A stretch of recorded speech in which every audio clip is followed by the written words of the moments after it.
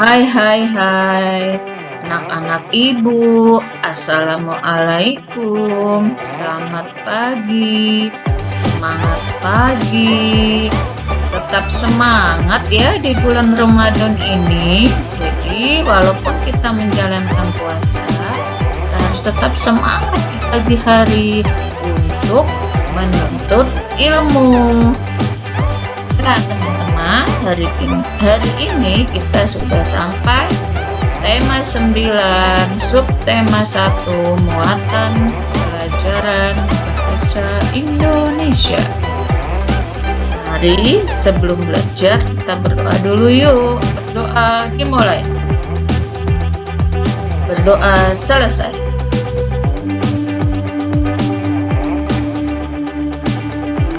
Teman-teman, hari ini kita akan belajar dulu ya tentang kata sulit.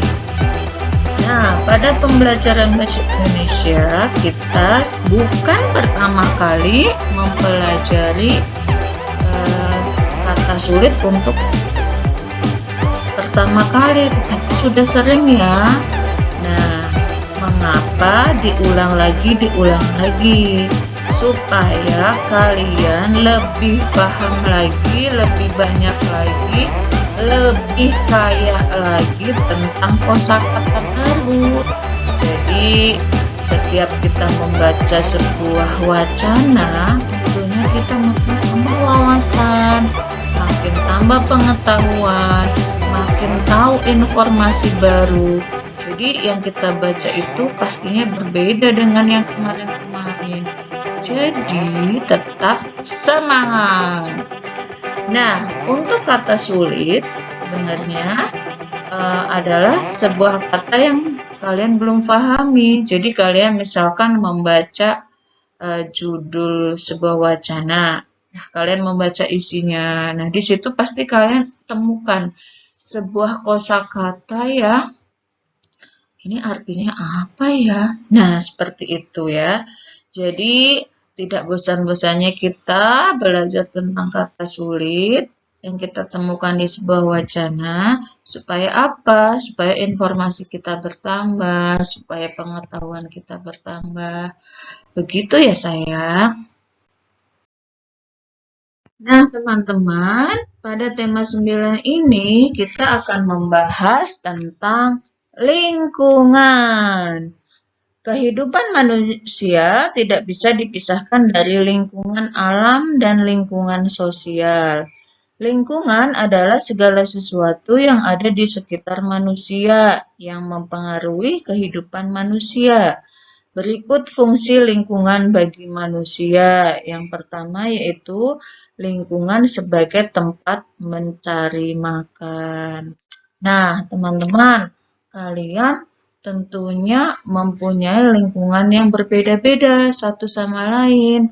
Ada yang tinggalnya di daerah pegunungan, ada yang tinggalnya di pantai, ada yang tinggalnya di dataran tinggi dan dataran rendah. Nah, jadi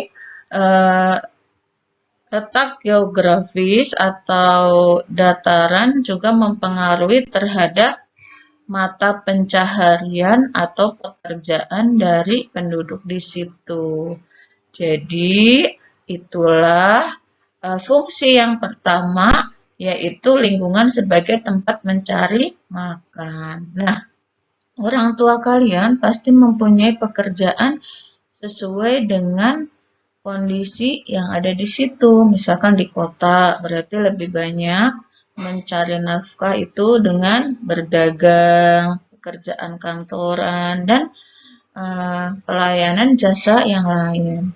Berbeda pula dengan yang ada di daerah pantai dan di pegunungan. Yang kedua yaitu lingkungan sebagai tempat bekerja.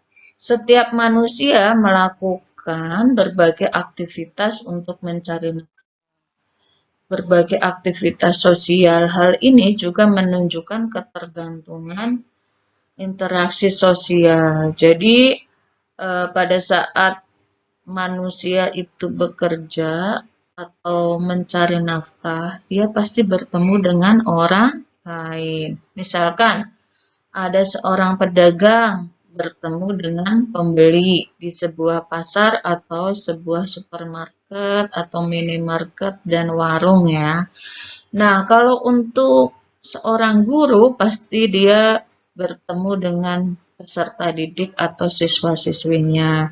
Kecuali pada zaman pandemi seperti ini kita bertemunya lewat dunia maya ya, lewat online. Jadi begitulah kegiatan interaksi sosial ya. Jadi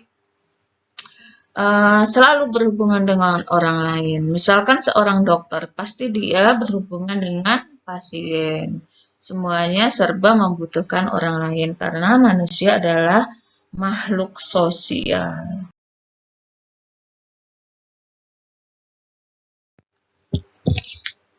Nah, yang ketiga, lingkungan sebagai tempat tinggal. Kalian tentu bisa membayangkan jika suasana lingkungan rumah kotor dan penuh dengan sampah yang bau. Tambah lagi bising, penuh asap pabrik maupun kendaraan. Nah, sebuah lingkungan kita ciptakan sendiri. Apalagi yang berhubungan dengan lingkungan tempat tinggal kita, yang menikmati udara bersih kita, yang menikmati kondisi bersih kita, yang menghirup udara segar kita, maka ciptakanlah sendiri. Tetapi jika lingkungan di luar rumah, pasti kita membutuhkan kerjasama dengan penduduk setempat. Bagaimana caranya, Bu Guru? Dengan cara kerja bakti, kerjasama dengan para tetangga, supaya got-got aliran airnya tidak macet, tidak berbau, maka perlu diadakan kerja bakti setiap minggu atau setiap 2 minggu sekali. Jadi, kalau tanggung jawab di dalam rumah itu adalah anggota keluarga, tetapi kalau di luar rumah, di jalanan gang dan jalanan umum, itu adalah tanggung jawab bersama yang dikerjakan bersama juga. Biasanya akan dipandu oleh ketua RT setempat. Nah, teman-teman, kalian silahkan dibuka buku temanya. Tadi cerita yang sudah Ibu tayangkan dan wacana tentang lingkungan terdapat di buku kalian ya. Nah, kalian baca ulang. Tadi kan sudah Ibu bahas ya. Kalian baca ulang, terus kalian lebih lihat lagi dan baca lagi dengan teliti. Setelah itu, kalian menemukan. Pasti nih, kata apa yang belum difahami ya Mas saya. Kemudian kalian tuliskan di kolom ini. Ibu minta hanya 5 saja. Kalian tulis kata yang belum difahami atau disebut dengan kata sulit. Kemudian kalian tulis artinya di sebelah kanan. Dari mana saya dapat artinya ya? Boleh dicari dari sumber mana saja. Boleh bertanya sama orang tua, boleh membaca buku, bisa lihat di internet, tetapi dengan pantauan orang tua.